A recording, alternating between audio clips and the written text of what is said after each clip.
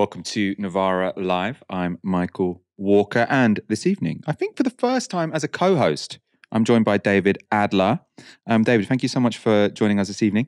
I've been waiting months for this invitation to join you as a co-host on the show. It's an honor, it's a privilege, but it's also one that has arrived a bit late, Michael, if I do say so myself. David Adler generally serves pretty much, I think, as our South America correspondent, general coordinator at the Progressive International, a dashing young man. We will be discussing the new president of Argentina, an anarcho-capitalist later on in the show. And we'll also be discussing a lot about the war on Gaza. Stay tuned for all of that. More than 5,500 children have now been killed in Gaza. The UN chief Antonio Guterres has put that figure into grim perspective. As you know, we report every year on children killed in armed conflict by different actors. I have already presented 7 reports. In the 7 reports, the highest number of children killed in 1 year by one actor was by the Taliban in the 2017-2018. The second by the Syrian government and its allies in, before 2020, and again it was around 700. We have had Russia last year, 350. We had Saudi Arabia, if you remember the uproar in relation to Yemen. In 1 year, the maximum 300. Now, without entering into discussing the accuracy of the numbers that were published by the de facto authorities in Gaza, what is clear is that we have had, in a few weeks, thousands of children killed. So this is what matters. We are witnessing a killing of civilians that is unparalleled and unprecedented in any conflict since I am Secretary General. I mean, you can see why he wants to emphasize that, because he's constantly getting called out by Israel saying, oh, he's anti-Israel, he's obsessed with us, why doesn't he talk about conflicts elsewhere? He's laying out the numbers, right?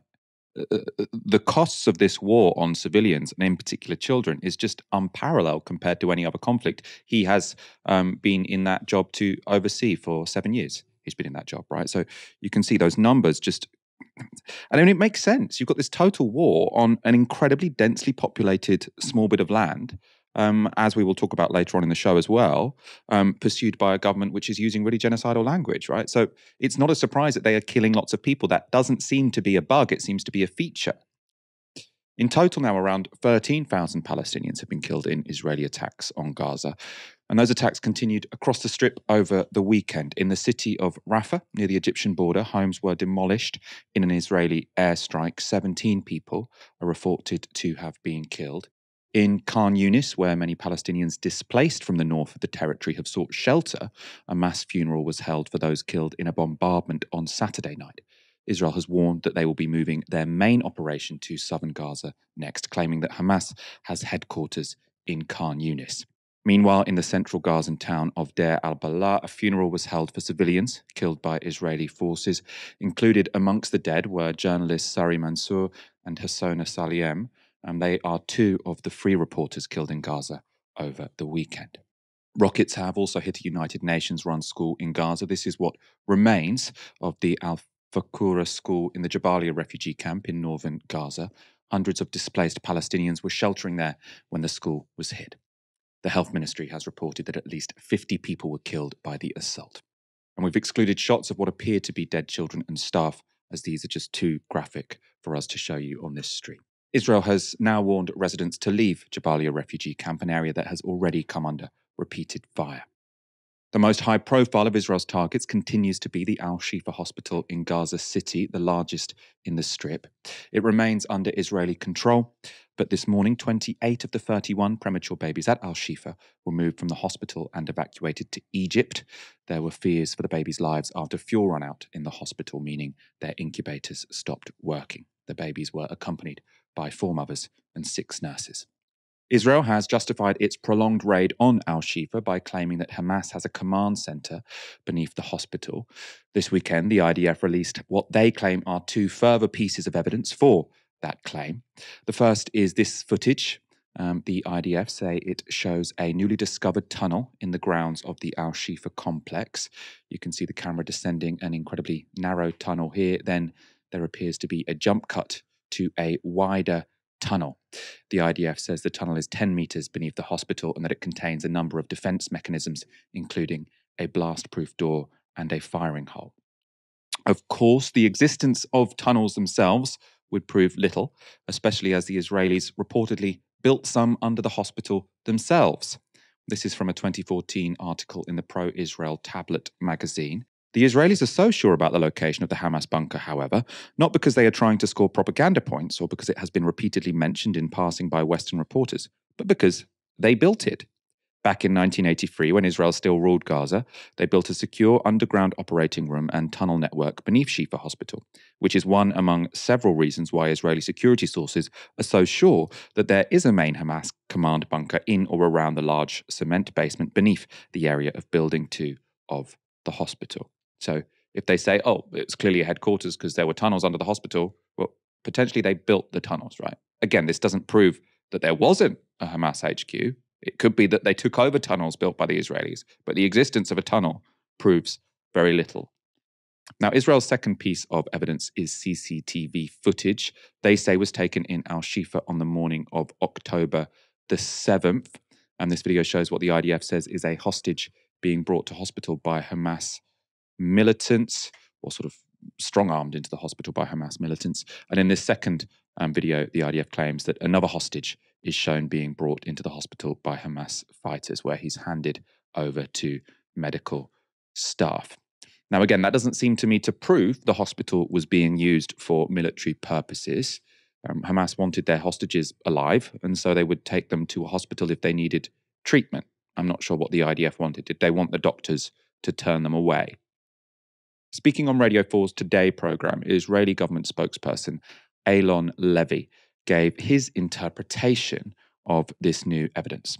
Israel has now produced abundant evidence that Hamas was exploiting that hospital for military purposes. Just yesterday, we released a video of a tunnel shaft that extends 10 meters underneath the hospital complex. That's more than 2 double-decker buses stacked on top of each other, leading to a 55-meter-long underground tunnel, leading to a blast door with a firing hole. Now, I've been to the Royal Free Hospital in London. I've never seen one of those under the hospital. It's very clear that Hamas was using it for military purposes.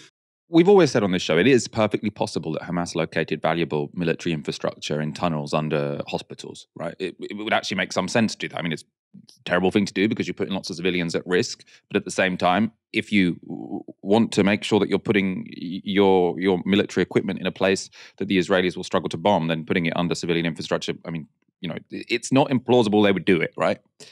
As we keep saying, though, the existence of tunnels isn't evidence for that. Hospitals in Gaza are quite different to hospitals in London. He's saying you don't have tunnels under the Royal London in the Royal Hospital in London. So why should they have tunnels under hospitals in Gaza? Well, principally because Gazan hospitals are in a location that has been under blockade for 17 years. So Gaza is full of tunnels, right? Kilometers and kilometers of tunnels under Gaza, because that's been the only way to get goods in and out for over a decade, right? Some of them, I'm sure, will be used for military purposes. Lots of them used for trade. And the existence of them in and of itself doesn't prove anything. And the thing it certainly doesn't prove is that the target was proportionate to the damage done, right? That's what we always say. It might be the case that there was a military target under XYZ hospital, but you have to prove that it was proportionate to put as many lives in danger and kill as many people essentially as you did to get to it. Also, if you've destroyed 50% of buildings in northern Gaza as they have, then that's a lot of military targets. Doesn't seem plausible to me. In any case, let's go back to that clip. Not only that, we also released CCTV evidence of 2 hostages, a Nepali and a Thai citizen. Let's remember October 7th was a crime against humanity, not only against Israel. 2 hostages being manhandled into the hospital in broad daylight. Everyone saw, all the doctors that the international media have been interviewing for the last month, they all saw those hostages being manhandled into the hospital. This was an open secret, and we're demanding international accountability now from the global agencies that have said absolutely nothing about Hamas's abuse of hospitals as human shields. I listened to the interview you had just now. The World Health Organization has not condemned Hamas's use of hospitals as human shields once. Not once. I think we just heard them. I think we just heard them condemn Hamas. Because the World Health Organization ran a risk assessment at that hospital over the weekend, a risk assessment, and didn't think to mention once that as they were in the hospital, IDF soldiers outside were digging up evidence of Hamas attack tunnels, and that all the doctors had seen hostages being manhandled. Okay, is it possible that those hostages you're referring to received medical treatment in the hospital? You know, if Hamas shot people, abducted them, and then took them into the Gaza Strip, I don't think they're getting the bonus points they think that they receive. But I know you've looked at the CCTV footage. Is that have you seen footage of them being treated? Because I'm sure you'd want any hostage to receive medical treatment. One of those hostages does not appear to be injured, as you said in the bulletin at the top of the hour. And that was, again, just such a disingenuous way to answer that question, right? She's asking him, were there people who were receiving treatment in that hospital? And he says, well, we shouldn't be giving brownie points to Hamas because they took their hostages to get treated, right? That's not what she was doing. And no one is pretending they would be doing it out of the goodness of their heart. No one is saying, oh, Hamas care about their hostages so much they take them to hospital. That would be a ridiculous line to take, right? But the reason Hamas might take their hostages to hospital, you know, if they're sick, is because hostages are more valuable alive than dead. Right, that's why you take a hostage, because you have this leverage. Because you know, you can say, well, I'm only going to give them back if you do X, Y, Z. If you killed them, your leverage is much lower, right? So the line of questioning there was about whether 2 hostages being taken to a hospital proves it was a Hamas headquarters or not, and it doesn't. I think it's also deeply cynical the way that Israeli spokesperson is basically saying this means that every doctor you've been speaking to, every doctor or nurse that you've been speaking to this past 4 weeks, they're essentially in hock with Hamas. They've been lying. Now, those 2 pieces of CCTV footage, remember, to find those, presumably they'd gone through a lot of hours of CCTV footage. If that's the best evidence they've got, that every doctor in Al-Shifa is in collaboration with Hamas militants, I don't think that's very strong evidence at all, right? Especially to do something as dramatic, saying, well, all these doctors, you know, basically not really doctors. These aren't civilians. These are people who are collaborating with Hamas. This release of supposed evidence to show that Al-Shifa is a Hamas headquarters, what do you made of it? I think it's admirable on this program to engage in these questions of sort of verification, interrogation of some of the evidence. I also think it's kind of missing the point. I mean, you mentioned the cynicism of this Israeli spokesperson, and I think it falls into a much longer line of sort of cynical portraits of the Israeli logic of this conflict. And I think it might be our task to not fall particularly into that trap. I mean, we'll all remember not so long ago when we were debating whether it was an Israeli airstrike or artillery, or it was a failed Islamic Jihad rocket that fell on a hospital. We spent hours, if not days, debating whether or not Israel bombs hospitals while they were still bombing hospitals, while we still had a much longer record of Israel bombing hospitals and schools. We spent all this time talking about whether or not the Israeli military participated in the death of civilians, for example, during October 7th, either to stop the advance of Hamas fighters or to protect civilian lives, as they're saying. But we get caught in these questioning of motives, of details, of forensic aspects of some of these particular moments in this conflict, and we lose sight of what Antonio Gutierrez was saying at the top, which is that more children have died in this conflict in a month than in any other conflict. It's an unprecedented conflict in the 21st century in that regard. And this is what Israel wants, because it's entered into a very sort of non-falsifiable logic of its current conflict with Hamas. Current conflict with Palestine, right? Sometimes they say it's with Hamas, and then we point to the West Bank, and they say, oh, that's also about Hamas. Sometimes they say it's about Israel and anti-Semitism, and then they choose to say, no, but non-Israelis were taken as hostages. It's therefore a crime against all humanity. This is a global cause, right? Sometimes they say we're doing a surgical strike on Gaza. Other times, their own generals say our goal is the eradication of Gaza, is the settlement of Gaza, the annexation of Gaza. We want them to be located elsewhere. And so I don't think we should fall into the trap of saying, oh, there's a fog of war and we're trying to find our way through the fog of war.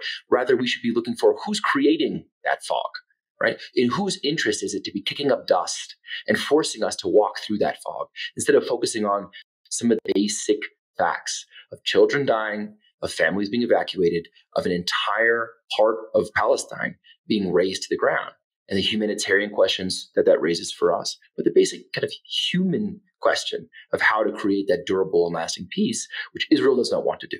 And it should come as no surprise, therefore, that we see this galloping new line from members of the cabinet and very vocal parts of the Israeli media to say, we will not bend the knee to international law, to pressure from our Western allies. We will do whatever we want, whenever we want, and we'll create a logic around that sense of impunity that suits us. And either that's in the details, saying, oh, we did this bombing because of those Hamas headquarters, or they're in the grand scheme of things, right? Kicking up the dust of anti-Semitism or, clash of civilizations, under which any type of crime, any type of violence can be justified under this banner of an existential threat to the state of Israel. And so I think that, we need to do this, especially over the medium term, as pressure builds for serious mechanisms of international accountability, taking the architects of this unfolding genocide to the International Criminal Court and trying to make the case that must be made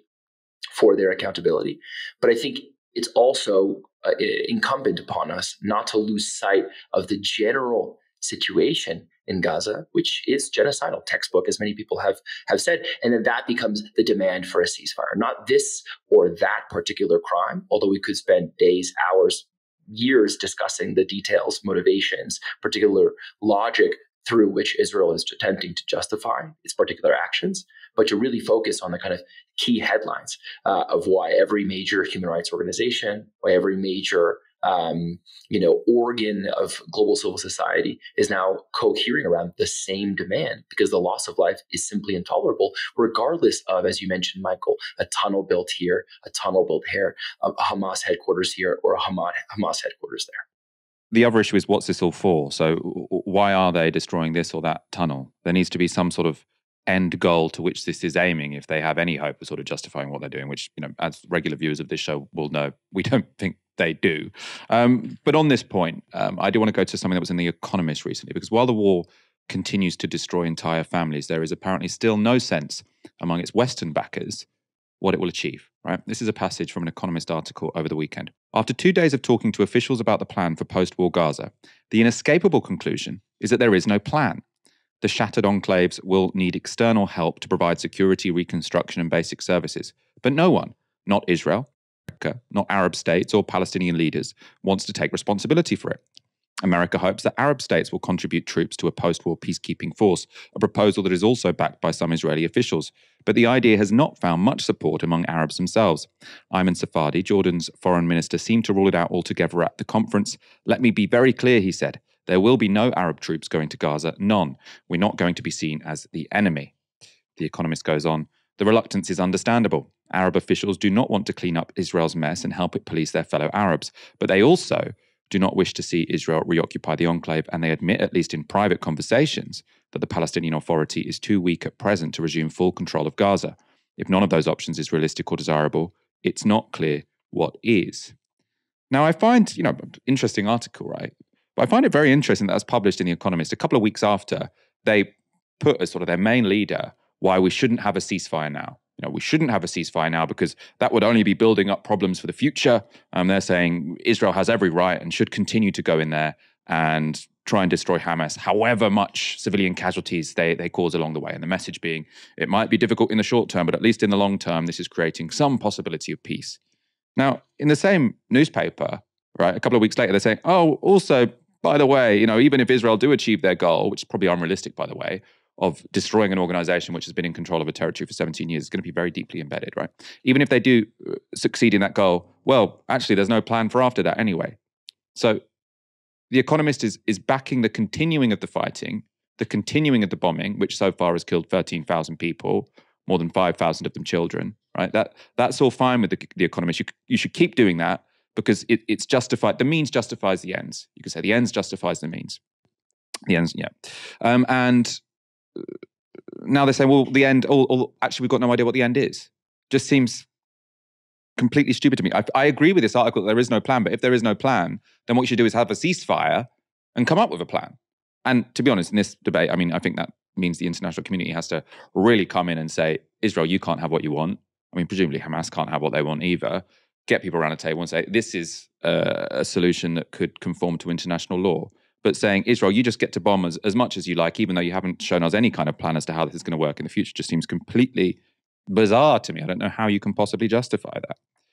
We are going to go to a bit more footage now that was released today. So the big relief so far for the US and their allies is that Hezbollah and Iran haven't yet got involved in any serious way. Right? There was a worry that there'd be a war on multiple fronts for Israel. That hasn't happened. The Houthis in Yemen, though, have hijacked a ship in the Red Sea, though. This footage here shows a helicopter painted with Palestine and Yemen flags landing on the vehicle carrier. The Bahamian-flagged vessel is registered under a British company, which is partially owned by an Israeli businessman. Now, it had been leased out to a Japanese company at the time of the hijacking. Now, in this very dramatic footage, you can see gunmen holding the international crew at gunpoint in the video. David, what's your view on sort of the international response to this from countries or states or groups which are hostile to Israel? I mean, I think it seems to me that probably the most sort of plausible explanation for what Hamas thought they were doing is they were going to prompt something so dramatic, a response so dramatic from the Israelis that Iran, Hezbollah, lots of different forces would have to get involved, and then they could turn a position of weakness into a position of somewhat strength, and Israel would sort of fall into crisis. Now, the first part of that plan, Israel responding in an incredibly dramatic and deadly way, has happened. But the response from Hezbollah and Iran has been somewhat muted. They're going to be somewhat disappointed, aren't they? Apart from, a little bit of piracy here or there. What's your view here? I think it's too early to tell exactly what the international or regional response would be.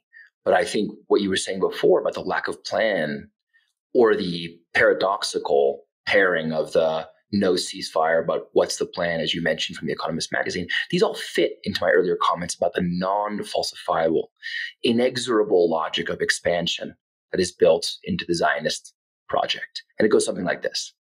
Either we go back to 4 years ago, when you see the aggressive, creeping Bantustanification of the West Bank, the occasional bombardment of Gaza, the eviction of Palestinian families, this slow, controlled expansion, right? But Israel maintains a kind of sense of control.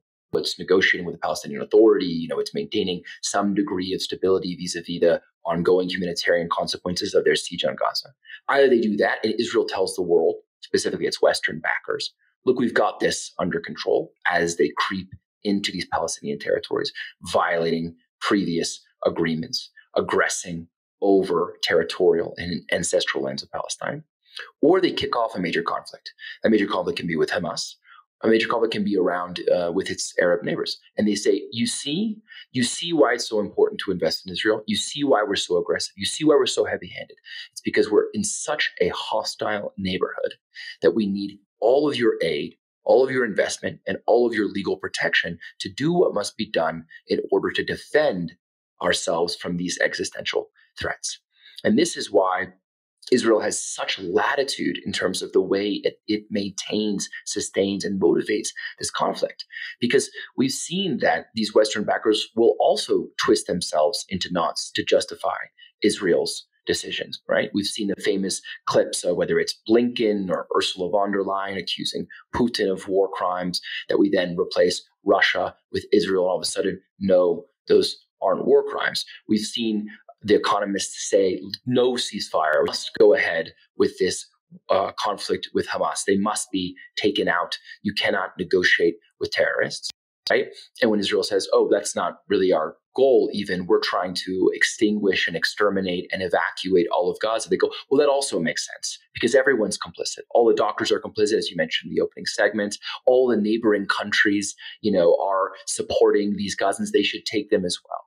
And so it helps us, I think, to look again at the core motivating, systematic, sort of political economic logic of Zionism, which is this intense sort of expansionist logic. And so we see underneath the hood of some of these more concrete, specific military actions, this inexorable idea that either Israel expands to eliminate Palestine, as Netanyahu was showing in his new map of the Middle East at the United Nations, or they integrate the Palestinians into a kind of so-called one-state solution, which no one in Israel appears prepared to accept. Right? And so I think when we think about these regional consequences, what concerns me most is the thoughtlessness of the Israeli government. I think that they don't care and don't really know what would be the consequences of escalation. And they've hoodwinked their Western backers into not thinking also about the consequences of escalation. Because for Israel, thinking back to what happened after the last kind of regional conflict, where they were able to basically occupy even more land in Palestine, make huge strides in their occupation. This sets them up in a very callous and kind of cruel way towards a win-win. Either they get away with committing these war crimes and there's no regional escalation, or there's a regional escalation that allows them to do, frankly, genocidal, ethnically cleansed clearing of Palestinian territories in the name of the defense of the project of Zionism. That's why the American response I find so frustrating, because basically they say, well, we can't tell Israel what to do. But at the same time, they're putting their warships in the Mediterranean to basically say, well, Israel, if Hezbollah get involved, if Iran get involved, we've got your back, we've got you covered. Which is essentially saying to Israel, that's the only thing that actually could have disciplined Israel in this. The consequences of this developing into a regional war would be catastrophic, right? I don't think anyone's here saying, God, please, Hezbollah, start shooting your rockets. But the fact that Israel can do this, and it has this insurance policy, which is that, well, if they annoy the neighboring states too much, then America will have their back. I think just gives them license to get away with murder would be an understatement, wouldn't it? Because it seems to be getting away with genocide.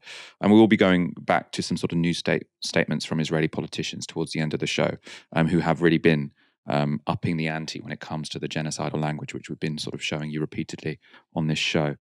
A self-styled anarcho-capitalist has won Argentina's presidential election. Javier Milei won 56% of the vote in Sunday's runoff, compared to 44% for the centre-left Sergio Massa.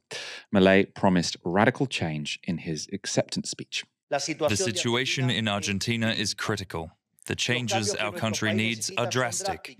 There is no room for gradualism. There is no room for lukewarmness. There is no room for half measures. The drastic measures Milei has promoted include ditching the Argentine peso in favor of the US dollar. He says that's necessary to control inflation, currently running at 143%. Milei has regularly appeared on the campaign trail with a chainsaw in hand, indicating his desire to slash state spending. In this clip, Milei explains his plans for various government departments. Turismo y deporte, afuera. Ministerio de Cultura, afuera. Ministerio de Ambiente y Desarrollo Sostenible, afuera. Ministerio de las Mujeres y Género y Diversidad, afuera. Ministerio de Obras Públicas, afuera. Aunque te resistas. Ministerio de Ciencia y Tecnología e Innovación, afuera. Ministerio de Trabajo, Empleo y Seguridad Social, afuera. Ministerio de Educación, adoctrinamiento, afuera. Ministerio de Transporte, afuera. Ministerio de Salud, afuera. Ministerio de Desarrollo Social, afuera. Se acabó el curro de la política. ¡Viva la libertad, carajo! Along with closing departments, including the Ministries of Culture, Women, Health and Education, Milei wants to loosen gun laws, abolish abortion, and allow the sale and purchase of human organs. The BBC spoke to some Argentines who voted for Milei. This is how they explained their decision. No estoy de acuerdo con todas sus políticas sociales, pero sí con la mayoría de las económicas. Y me parece que Massa no está dando su plan, no está diciendo qué va a hacer. Mucha corrupción con el gobierno que está, mucha pobreza, mucha inflación. Como ministro de Economía no hizo nada. Es el peor gobierno de la historia de la Argentina después de la democracia y por eso decidí votar un cambio. Me inclino por Milei porque el modelo de país de este joven es un país, como te dije, libertario, sin un hombre honesto, que eso ya es mucho. Se eligen de dos modelos muy diferentes, entre un modelo que para mí ha fracasado en América Latina y un modelo que es algo diferente, que no me convence del todo, pero que muestra algo diferente y bueno, hay que, para mi gusto, darle la oportunidad. El futuro está en un cambio y el cambio estará por verse, pero no lo que hubo. años de lo que hubo. David, as I say, you really are informal Latin America correspondent. Looking at those vox pops from members of the Argentine electorate, and then I suppose also how extreme this guy seems. The thing that sort of struck me is, what's going on in Argentina that it's so bad that they've chosen this guy? What is the sort of economic and political crisis that those voters seem to be talking about? Yeah, I think it's pretty simple in the sense that hyperinflation creates monsters. When people see their money disappearing, evaporating, their hard-won savings, the stuff they're keeping under their mattress, I think it's a kind of political centrifuge that throws people towards extremes. This is not difficult to understand. The figure you cite, 140% inflation, is an understatement. We've seen an explosion of black market operations, and these kind of proposals around dollarization, stabilizing inflation, are exciting to people. They're calling it a plan for change when compared to the opposing candidate, who was the sitting minister of the economy, who oversaw the sustained deterioration of the Argentine economy, affecting, of course, the poorest segments of society the most, the rising poverty and insecurity that come with, again, this severe and sustained economic crisis. And it must be said, a candidate who, yes, promised to defend long-standing rights of the Argentine people in the form of healthcare, pensions, universal public education, but was not presenting any really concrete or pragmatic plan to get Argentina out of that crisis. And so in the context of, I must admit, I may be your Latin American correspondent, but I was also, even having been there for the first round as an official observer, I was taken aback by the extent, scale of this thumping victory for Javier Milei, because I would have thought, between the devil I know, which is 250, 300% inflation, and the devil I don't, which is total economic chaos, exploding markets that we're going to see with massive, massive consequences. I mean, for someone in the context of this crisis, like Javier Milei, to say there will be no mild measures, there will be no tepid responses to this crisis, that is not stuff that international investors and the bond vigilantes, so-called, like to hear. So there's a lot to unpack here, Michael, but I think the most important thing which we should get onto is really who is Javier Milei, because I think it's very easy to kind of laugh at this kind of Reddit candidate, someone who seems to have emerged from the 4chan universe in ways that are both shocking and despairing, but also kind of exciting to a certain segment of the most cretinous people online. But it's helpful to go kind of systematically through some of those views, because those views, the core kind of nucleus of that program, is going to determine what people he surrounds himself with, what kind of control over the state he's able to exercise, and what program ultimately gets implemented. Because that woman may have been right. Javier Milei, I don't doubt that he is in his own way not a thieving man, but it doesn't mean that the people he's surrounding himself with a program of total sacking of the state, absolute privatization, won't have devastating consequences. So who is Javier Milei? Javier Milei, as you mentioned, is a self-styled anarcho-capitalist with extreme views on the criminal enterprise of the state. There's a guy who says, if I had to choose between the state and the mafia, I would choose the mafia. At least they have a code of conduct. He believes the state's responsible for nothing but the destruction of people's lives and, of course, the destruction of Argentine glory. He wants to return the country to its, not 20th century, 19th century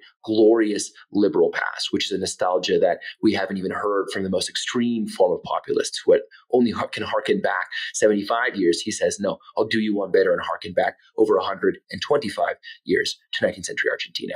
Now, again, this could be cause for laughter. In some corners of the internet, cause for celebration. But let's go systematically through some of these views.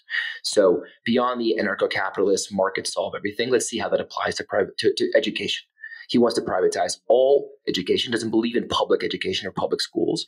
He wants to give vouchers out to Argentine citizens so the schools can compete for quality. He doesn't believe in public healthcare. He wants to privatize all healthcare so that people are forced to pay and that the market can do its work. This is a conversation that should be very relevant to people in the United Kingdom today, as West Streeting promises to invite private investors into the NHS as well. That, of course, same marketeering applies to the sale of guns, the sale of organs, even the sale of children, where he thinks, again, markets should be determinative, not the overbearing norms and institutions of the state. But it goes further than that. Here's a guy who says that climate change is a socialist hoax. There's a big country, Argentina, with a lot of production, national production investment. This is a country that has a lot of weight, diplomatic weight on the international level, as well as the regional level in Latin America. There's someone who denies the very basic facts of climate change. He's not even one of those conservatives who says, yeah, climate is changing, but let's let markets take care of it. He doesn't even accept the basic premise of climate change. And then perhaps most dangerously, this year we were supposed to be commemorating and celebrating 40 years of democracy since the people of Argentina defeated their US-backed military dictatorship. This is a guy and his vice presidential candidate who I would argue is as dangerous as he is, less funny, much more dangerous, comes from a military family, believes, questions the number of 30,000 disappeared people during the dictatorship, promotes the sort of what's called the two demons theory of Argentine democracy, that, the state committed excesses, but they were doing it for a just cause because they were fighting terrorists in the form of these kinds of resistance fighters, groups, organized groups, oftentimes on the left. Can I curse on this program, Michael? You can curse on this program.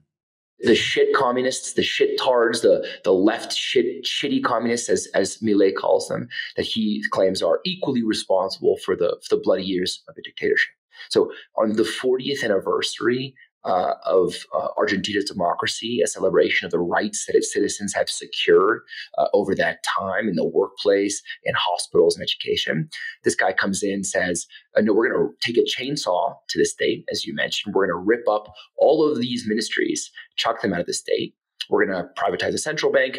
He's already confirmed that they're going to privatize all the public broadcast channels, Telam and others. They're going to privatize the state energy company, just selling off the family silver and realigning the country geopolitically is also very important. So because he is against these shitty, dirty communists, he's refusing for Argentina to do business with its most important international partner, which is China, but also refusing to do business with its most important regional partners, which are its neighbors, namely Brazil. Big partner that was making big moves under the last president to kind of integrate economically, open up new channels of trade.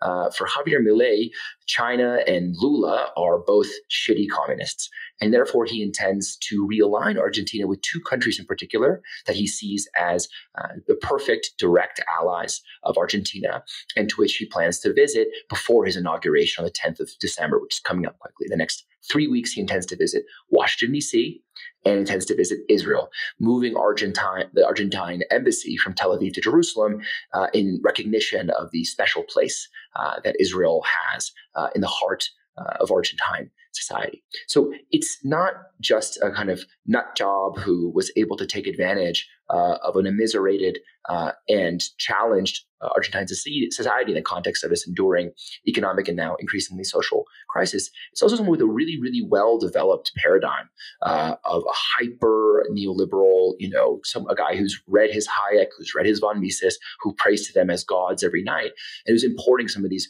really, really radical ideas. And so the question will be, over the medium term, and I'll stop here and let you ask questions about any one of these kind of frightening aspects of his program, is to what extent, this is always the question when a frightening neo-fascist takes off against a moderate social democrat, is to what extent the establishment in Argentina, the establishment at the regional level, and of course the northern neighbor in the US decide to say, okay, listen, he's there, we're going to work with him, we're going to give him our support, and we're going to let him engage in this great sacking of the state, selling of the family silver, because it's going to benefit us, it's going to enrich international investors, and it might appease the IMF. Argentina's been living in the context of a severely intense IMF program. We can get into a bit of the background about how that ended up in such a severely indebted position, namely through Javier Milei's now biggest, strongest backer, ex-president Mauricio Macri, who got this $40+ billion loan from the IMF that then saddled Argentina with this debt. And so The Economist magazine once asked him, are you worried about the IMF? He goes, I'm not worried about the IMF. The IMF's austerity package is nothing compared to the austerity package that I will introduce as president of Argentina. So this is the ultimate tragedy where we are, Michael. You've got a president who's promising to resolve the economic, social, and political challenges that Argentine citizens are facing with real suffering that we cannot look away from. but whose program is only guaranteed to exacerbate those social, economic, and political crises towards a more general crisis, which is why many people are thinking, God, can he even survive these 4 years in office with such a radical program that is really designed not to address or ameliorate, but to exacerbate the underlying structural and superficial challenges that are facing Argentina today?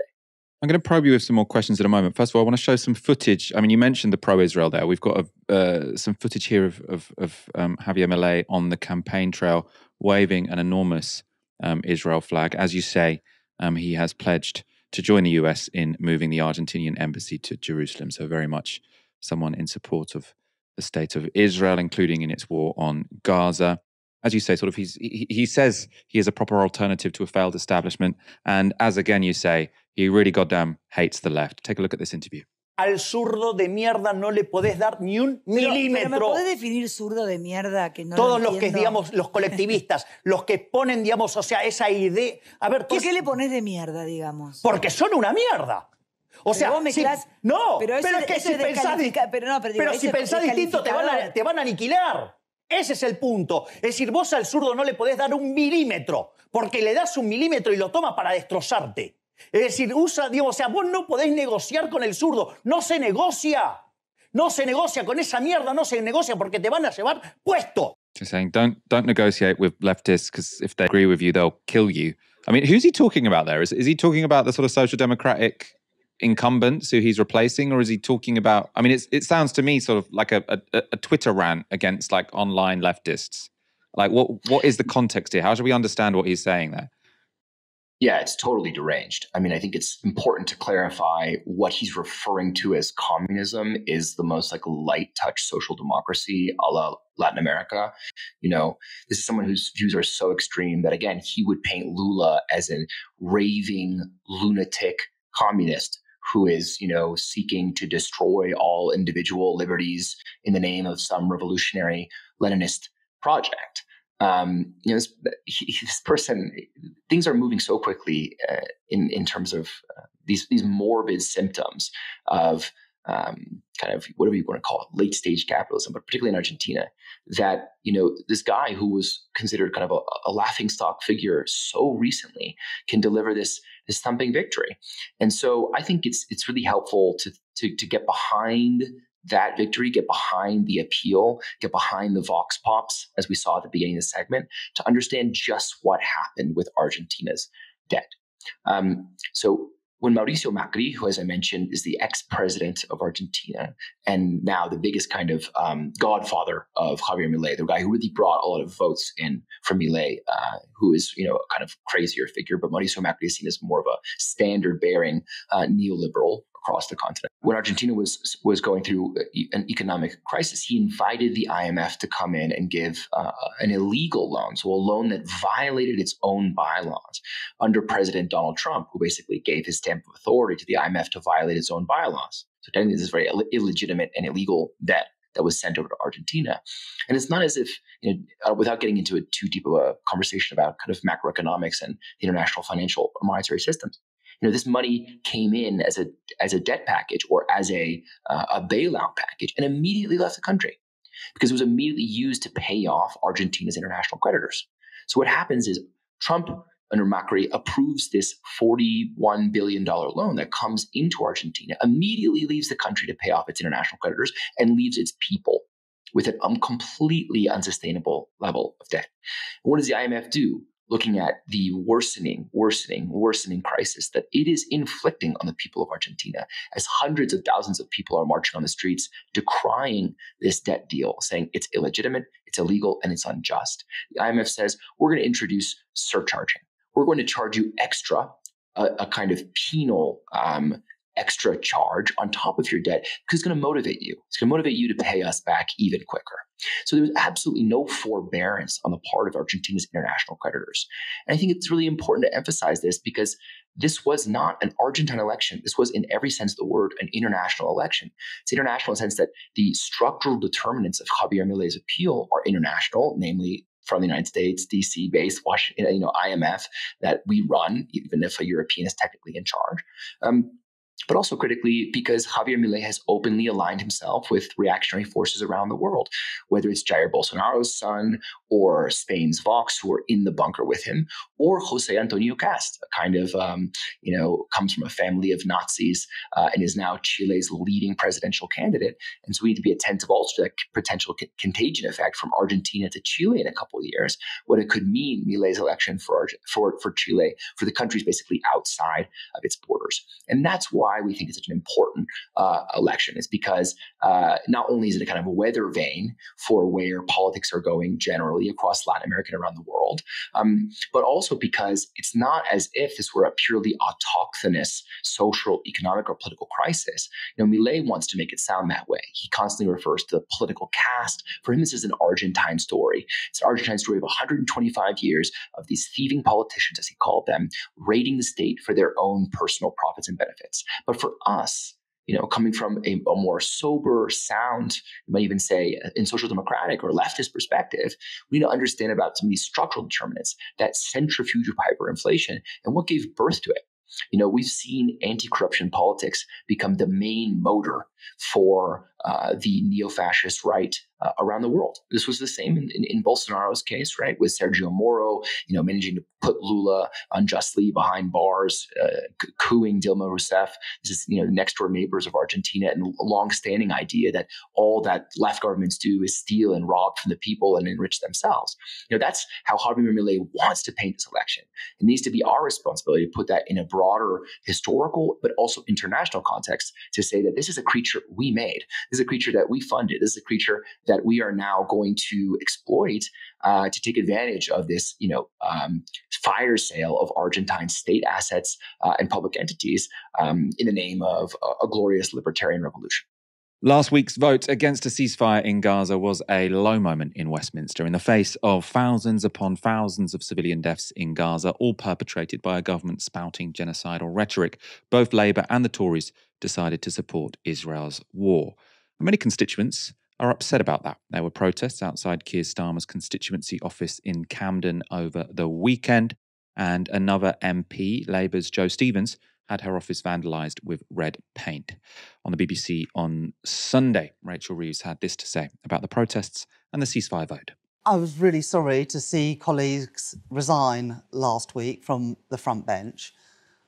But being leader and hopefully next year Prime Minister, Keir's going to have to make incredibly difficult decisions, and he's going to have to do what he thinks is right and offer that leadership, even in difficult times. And there will be difficult decisions if we form the next government, but that's what leadership is all about. What I find very concerning is the huge pressure that MPs have been put on, both leading up to the vote, but also what we've seen this week. I support the right to protest. Suella Braverman's comments about these being hate marches, etc., are appalling. But I don't support the intimidation of members of Parliament. Of course, intimidation of members of Parliament would be wrong. We are, though, I think, in danger of shifting into a moral panic about the most basic levels of accountability. Now, this was Alastair Campbell speaking on the weekend. I think there's something very, very strange about this. There's nobody in the world that doesn't want the violence to stop and doesn't want the bombing to stop. There's nobody that just is really happy about that. So, for example, the Green Party doing that huge social media campaign they did, listing all the Labour MPs and saying, these people, if you want to know the people who voted to keep the bombing going, there's a nastiness to the whole thing. And I just think that for Labour, we've got such short memories in this country. Jo Cox, I'm doing a memorial lecture for Jo Cox later this week. David Amess, 2 MPs got killed. And you now see a situation, because MPs are doing what, they're paid to do, which is represent, take part in votes, yes, follow the line sometimes from the party, but then to see, Rushanara Ali, who's a very, very good MP, thousands of people outside her, marching on her offices. Keir Starmer, whether people like him or they don't like him, he's entitled to a private life, he's entitled to a family life, to have people... And we had this during the Iraq War, people turning up outside our house protesting, and I think Rachel's absolutely right. Protest is fine, trying to intimidate people and silence them is wrong. So there has been one report of a protest outside an MP's house. It was in the Daily Mail. The MP was not named. In any case, if it has happened, I don't think protesting outside an MP's home is a good idea. Notably, though, Campbell went a lot further. And he seemed to have a problem with even listing which MPs voted against a ceasefire, as the Green Party did. Now, this was the Green Party post on social media, which Campbell finds so unpleasant. I mean, it's odd he finds that so concerning, because MPs' voting records are online anyway. Publicising voting records seems to me like a pretty basic tenet of democracy. It's also odd because Alastair Campbell has quite recently done exactly the same thing.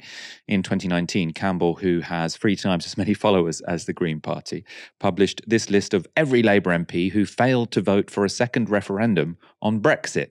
That list was published 3 years after the murder of Joe Cox, which, according to Campbell's own argument, means he should have known better, right? He's saying that's the context in which the Green Party tweeted this, and that's very problematic. Well, he did the same thing. Campbell has also encouraged constituents to go and personally protest individual MPs. After Kwasi Kwarteng delivered his economy-collapsing mini-budget last September, he said this: "If you have a Tory MP, find out where they are this weekend and make sure they know what you think of what happened today, especially if you voted for them, because you believe they were serious about levelling up. This nonsense can be changed, but only if those MPs go back to Westminster and change the minds of the people at the top." Now, that tweet there was published less than a year after the murder of David Amess, which Campbell mentioned again in his Sky interview. So very disingenuous from Alastair Campbell. I think, also that panel, it was a former advisor to David Cameron, Alastair Campbell, and then I think she was a senior editor of The Economist, now of Politico, Anne McElvoy, who's nodding along like this is all completely common sense, that no one wants to continue the bombing. No one wants to continue the bombing. Guess who wants to continue the bombing? The Israeli government, because they want to make Gaza unlivable. And then it seems that there are lots of people in the world with lots of power who are very willing to let them continue to do that. The idea that everyone wants to stop the bombing, we just disagree on how to do it. Yes, some people want the bombing to stop when everyone has been either killed or driven out of Gaza. No one is suggesting we bomb Gaza forever. The question is, at what point do you stop bombing it? Do you stop bombing it while there are still some people alive? Maybe, because it doesn't seem like Israel is too keen to do that. David, I want to ask you. This happens all the time. These conversations, sort of like the safety of MPs. Are they being intimidated? And I mean, it is important to know. Like, there are 2 MPs who have been violently killed in this country since 2016. So I don't think it's unreasonable for MPs to sort of have concerns about their safety at all. I also don't think protesting outside people's houses is a good idea. Their family will be there, or their family might be there. But what Alastair Campbell said, there were sort of like thousands of people marching outside Roshana Ali's constituency office. And for me, thousands of people on a demo makes it a more legitimate demo, whereas he seems to be annoyed that so many people turned up to this demo. I'm your Latin American correspondent, but I'm also your friend from the United States. And there's something that just reeks of a certain British sensitivity to how dare they, make us uncomfortable, the nastiness of accountability. And I think it's obviously not a surprise that it's Alastair Campbell who's making a comparison to the Iraq War and trying to sort of absolve himself in the process of absolving Keir Starmer of his own personal responsibility for the ongoing unfolding genocide in Gaza. I personally don't see any problem with protesting anywhere. A peaceful protest is a peaceful protest. We need to be mindful of the tactics and the language, and of course, making sure that any protest that we are endorsing or participating in is, not designed. Whatever is designed with the spirit of civility in the broad sense of towards a specific political goal. But the idea that it's not legitimate to be raising voices, and I'm also nervous about leaning too far into their idea of what counts as intimidation, because the line between intimidation and accountability is so thin. And of course, we're not talking about cuts to health or cuts to education. We're talking about the murder of over 3,000 children. These are life and death circumstances, not hypothetical life and death circumstances. These are literal life and death circumstances. So the whole thing, it feels very, sort of not just sad and pathetic, but also deeply, deeply cynical. The idea that citizens, it's very American also in the sense of use your vote at the ballot box. Don't tell us what to do as your MPs. And I think that goes generally to this idea that Keir Starmer, is going to have to make difficult decisions, which has been their line on every unpopular policy position they've been taking over the past 2 years. And the goal is to try to have as much latitude as possible to create circumstances in which they ever have to say that they did something wrong. They don't ever have to admit fault, and they don't ever have to bow to public pressure, because if the public is with them, then that shows how great they are. That suggests how much virtue they have. But if the public is against them, that shows how brave they are, how courageous it is to take a position that's deeply unpopular in the name of what speaks to them in their heart. So all of these positions are ways to deflect from basic democratic mechanisms of accountability. For that reason, I find them so particularly enraging. Thank you for that. We have a message for you before we move on. Novara Media are readying ourselves for 2024. We want to expand our capacity to report on the issues that matter to you and people who watch and listen to this show. We're working really hard to bring you the coverage that the mainstream media consistently fails to provide, and lots of you are tuning in. To join the people who fund our journalism, do head to novaramedia.com/support. You can donate anything from just £1 per month. A regular donation of any amount really does help us to plan further into the future, sort of further enrich our content and hopefully expand our reach. So that's novaramedia.com/support. If you are already a subscriber, thank you so much. If you aren't one already, please consider becoming one. While Western politicians like to pretend Israel is a liberal country fighting a targeted war against terrorists, its leaders are saying otherwise. And just in the last 3 days, we have more terrifying examples. First, Yair Lapid is part of the supposedly centrist opposition to Benjamin Netanyahu. This is what he told Sky on Sunday about the Gazan death toll. You have to remember, Jonathan, many of the people who were killed were terrorists. The majority of people who were killed were Hamas terrorists. People are saying this number, 12,000 people were killed. Yes, the Hamas is an army of 40,000 people, and many of them were killed, and good riddance. So we know 12,000 people, at least, have been killed in Gaza. 5,500 of them are children, right? So there is no way a majority of the 12,000 people are Hamas fighters, right? Unless you consider basically every adult in Gaza a member of Hamas, which does seem to be what many people in Israel do consider them to be, right? All of Gaza, we've heard this so many times before, everyone in Gaza is a fair target, essentially. And remember, Lapid is supposed to be the centrist opposition to Netanyahu. So everyone, oh yes, you can criticize the government of Netanyahu, but you can't criticize Israeli society in general. Well, Netanyahu, his opposition is someone who thinks that everyone in Gaza is a safe target, it seems, right? That there isn't this sort of lovely, liberal Israeli politician who's just waiting to take over the country. Doesn't exist. The Labour Party, sort of the traditional liberal Zionists, they have 4 MPs out of 120. So it is a deeply conservative and reactionary country at the moment. That shows the general attitude to Palestinian life across the Israeli political establishment. And among the military establishment, it's just as scary. Giora Eiland is the former head of the Israeli National Security Council, and he penned an article in a major Israeli newspaper over the weekend where he said this. Now, this is really terrifying. The way to win the war faster and at a lower cost for us requires a system collapse on the other side and not the mere killing of more Hamas fighters. The international community warns us of a humanitarian disaster in Gaza and of severe epidemics. We must not shy away from this, as difficult as that may be. After all, severe epidemics in the south of the Gaza Strip will bring victory closer and reduce casualties among army soldiers. This is a former very high-level military official saying publicly, writing in an Israeli newspaper, that Israel should allow and encourage epidemics to spread in Gaza because that will help them win the war. Now, what's especially terrifying here is this has very recently been quote tweeted by Israel's finance minister, who says he agrees with every word in the article. Every word in the article. So that is someone in Netanyahu's cabinet, the finance minister, a very, very high up role. And this is especially sinister, especially terrifying, because this is already happening. Now, this was published by Politico on Sunday. The International Rescue Committee on Thursday warned of the inevitable spread of waterborne illnesses such as cholera and typhoid caused by contaminated water sources and a lack of sanitation. Currently, 95% of the population in Gaza has no access to safe water, while 64% of primary health facilities have shut down, IRC warns, as Israel conducts a lethal bombing campaign. The conditions are ripe for the spread of communicable and waterborne diseases that adversely affect children and lead to preventable deaths, said Bob Kitchen, the IRC's Vice President of Emergencies. The World Health Organization on Wednesday warned that lack of fuel has disrupted waste collection and caused desalination plants to shut down, leading to a significant increase in the spread of bacterial infections, such as diarrhea, which has already hit 33,000 people since mid-October.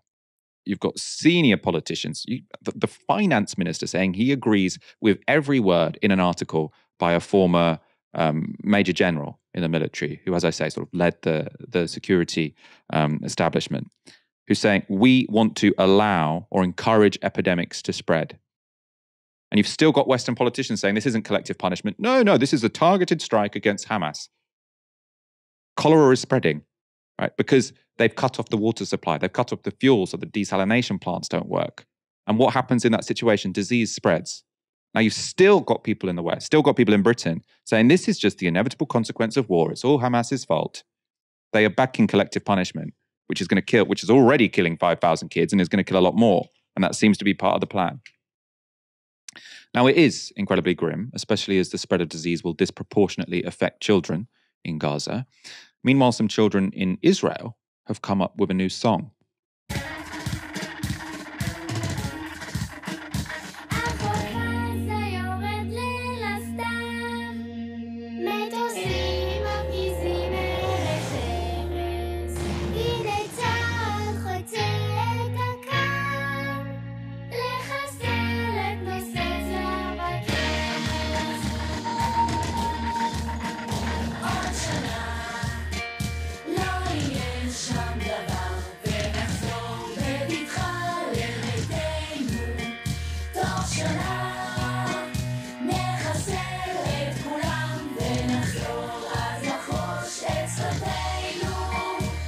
Within a year, we will annihilate everyone, right?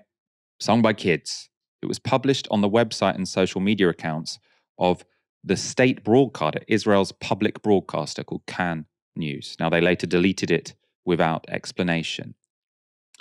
Of course, there is some dissent to this intensely violent message coming from Israeli society. But it is heavily policed. At a small protest in favor of a ceasefire in Tel Aviv on Saturday, police didn't allow signs saying one massacre does not justify another, no to apartheid, no to the occupation and siege, stop the war, and Bibi go home. Those were all taken out by the police and weren't allowed to be held at a protest. David, this is all very much reminding me of segments we did on this show when it came to sort of Russian politics and society when they invaded Ukraine. You had the Z movement, sort of popular outpouring of support for a brutal invasion of a neighboring country, right? Genocidal language coming from politicians.